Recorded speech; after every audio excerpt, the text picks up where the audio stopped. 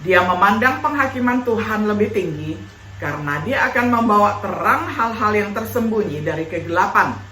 Hal-hal yang mungkin terlewatkan oleh hati nurani yang bersih, mengungkapkan nasihat hati. Hal-hal yang sering tersembunyi dari pandangan orang lain. Jadi, Paulus memandang pengadilan ini sebagai final tanpa pengadilan banding.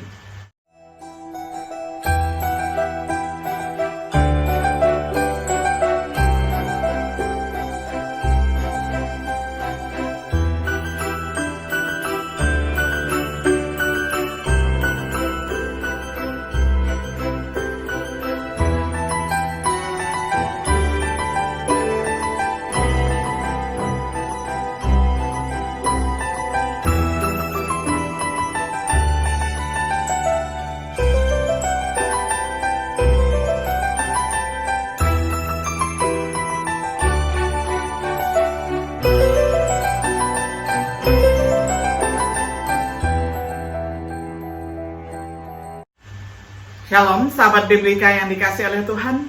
Senang sekali hari ini kita dapat berjumpa kembali di dalam acara refleksi sahabat Biblika. Hari ini kita tiba pada episode yang ke-8 di dalam serial pembahasan kitab 1 Korintus dengan tema 3 Pengadilan.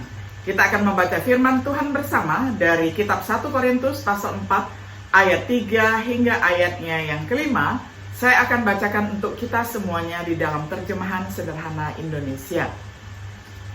Tetapi bagi saya, penilaian terpenting bukanlah dari kalian ataupun semua orang di dunia ini.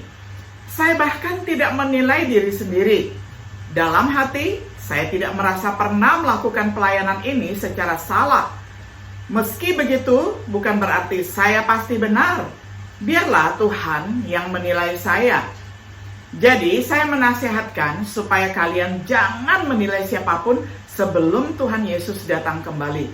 Dialah yang akan menyatakan segala hal yang dirahasiakan dalam kegelapan, termasuk alasan dan pikiran manusia. Kemudian Allah akan memuji semua pelayannya yang layak menerima pujian. Sampai semikian jauh pembacaan firman Tuhan dari 1 Korintus pasal 4 ayat 3 sampai 5.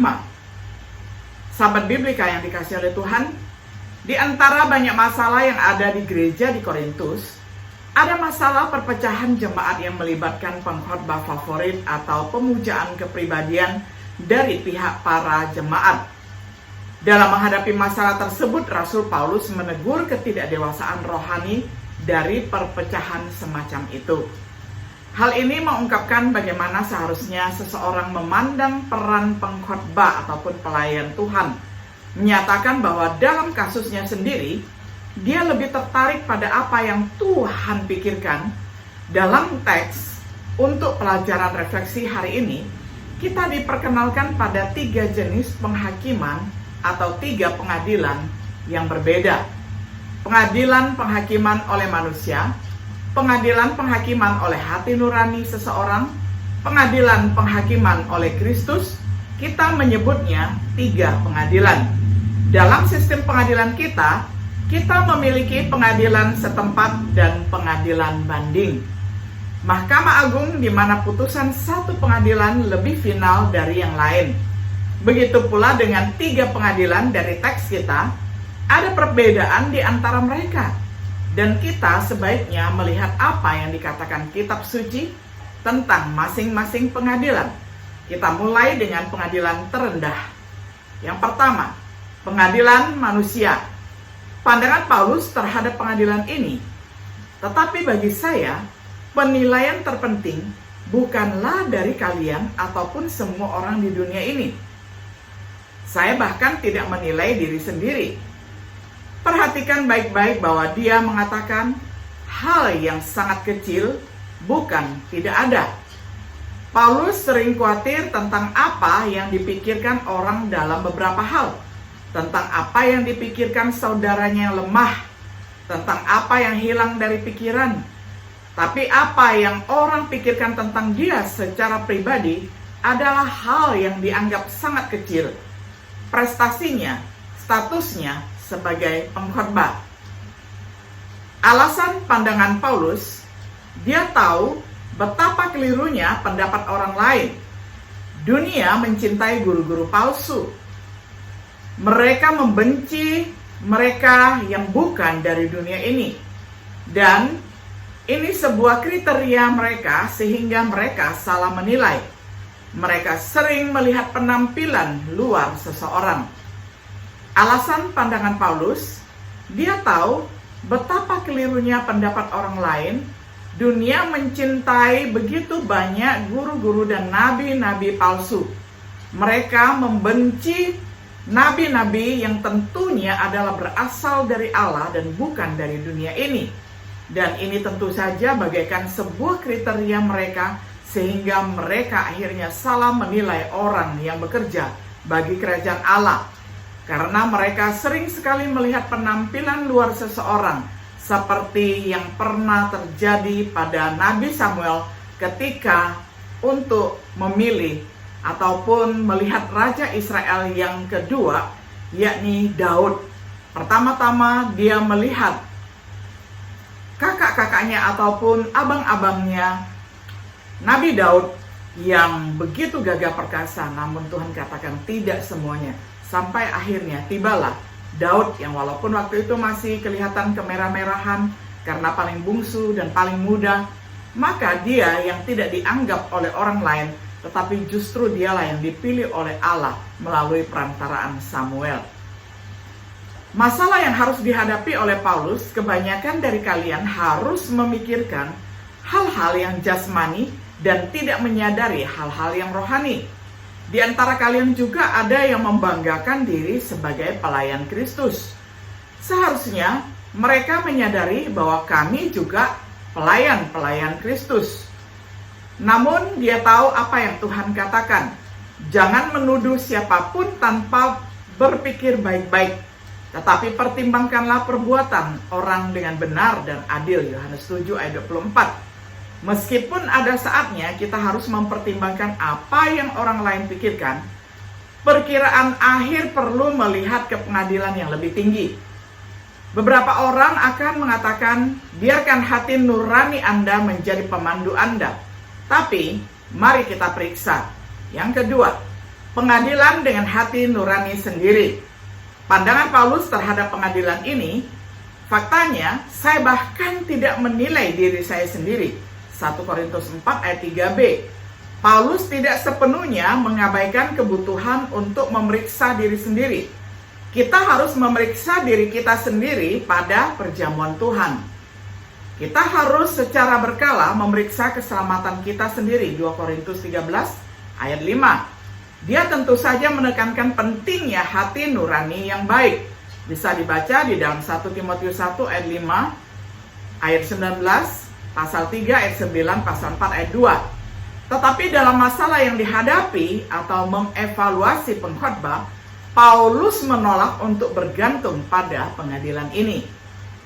Alasan pandangan Paulus, dia tahu betapa salahnya hati nurani atau penilaian diri seseorang.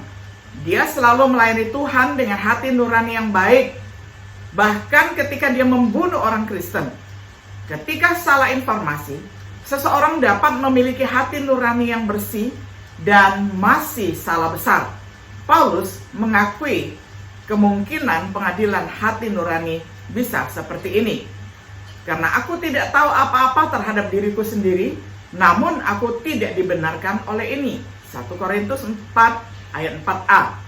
Sementara hati nuraninya jernih, dia tahu bahwa itu tidak membuatnya benar. Paulus tahu masih ada penghakiman terakhir dan tidak bisa salah. Yang ketiga, pengadilan oleh Kristus. Pandangan Paulus terhadap pengadilan ini, dia tahu bahwa dia yang menghakimi saya adalah Tuhan. 1 Korintus 4 ayat 4b.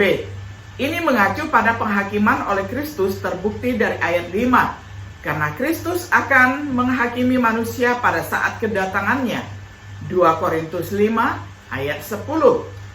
Dia memandang penghakiman Tuhan lebih tinggi karena dia akan membawa terang hal-hal yang tersembunyi dari kegelapan. Hal-hal yang mungkin terlewatkan oleh hati nurani yang bersih. Mengungkapkan nasihat hati. Hal-hal yang sering tersembunyi. dari pandangan orang lain. Jadi, Paulus memandang pengadilan ini sebagai final tanpa pengadilan banding. Alasan pandangan Paulus, dia tahu penghakiman Kristus bersifat pasti karena Tuhan memberikan bukti melalui kebangkitan Yesus. Karena Allah sudah menentukan satu hari di mana kita akan menghakimi semua manusia dengan adil. Penghakiman itu akan dilakukan oleh satu penguasa yang sudah ditetapkannya. Allah sudah membuktikan bahwa penguasa itu benar-benar raja dan hakim seluruh bumi dengan cara menghidupkan dia dari kematian.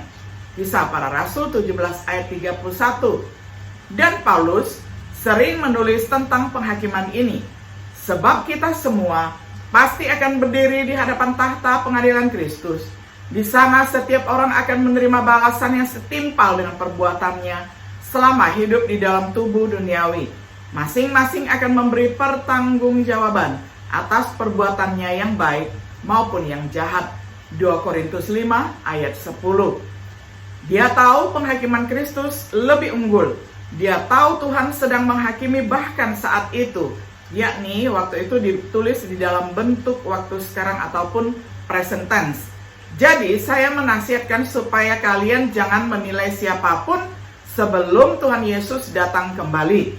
Dialah yang akan menyatakan segala hal yang dirahasiakan dalam kegelapan, termasuk alasan dan pikiran manusia. Kemudian Allah akan memuji semua pelayannya yang layak menerima pujian. 1 Korintus 4 ayat 5. Dia tahu Tuhan bisa mengetahui rahasia manusia, tetapi Yesus mengetahui apa yang mereka pikirkan. Lalu berkata kepada mereka, "Kalian sudah salah dengan memikirkan hal yang jahat tentang aku." Matius 9 ayat 4. Sebagai kesimpulan, jadi kita memiliki 3 pengadilan. Pengadilan penghakiman oleh manusia, pengadilan penghakiman oleh hati nurani seseorang, pengadilan penghakiman oleh Kristus. Ke pengadilan mana kita memohon harapan keselamatan? Apakah harapan kita berdasarkan pada apa yang dikatakan orang-orang yang keliru? Apakah kepercayaan kita didasarkan pada apa yang kita rasakan di dalam hati kita? Atau apa yang dikatakan hati nurani kita? Atau apakah kita menaruh kepercayaan dan harapan kita pada firman Tuhan yang akan menghakimi kita?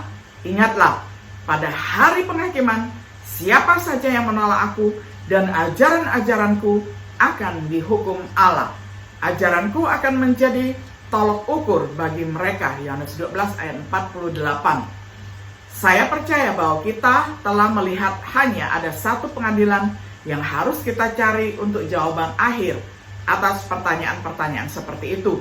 Bahwa kita mungkin benar-benar memiliki sikap seperti Paulus. Oleh karena itu, kami menjadikannya tujuan kami, apakah ada atau tidak ada, untuk menyenangkan dia dengan baik. 2 Korintus 5 ayat 9. Sahabat Biblika yang dikasihi oleh Tuhan, kita sudah melihat bahwa ada 3 pengadilan ataupun penghakiman.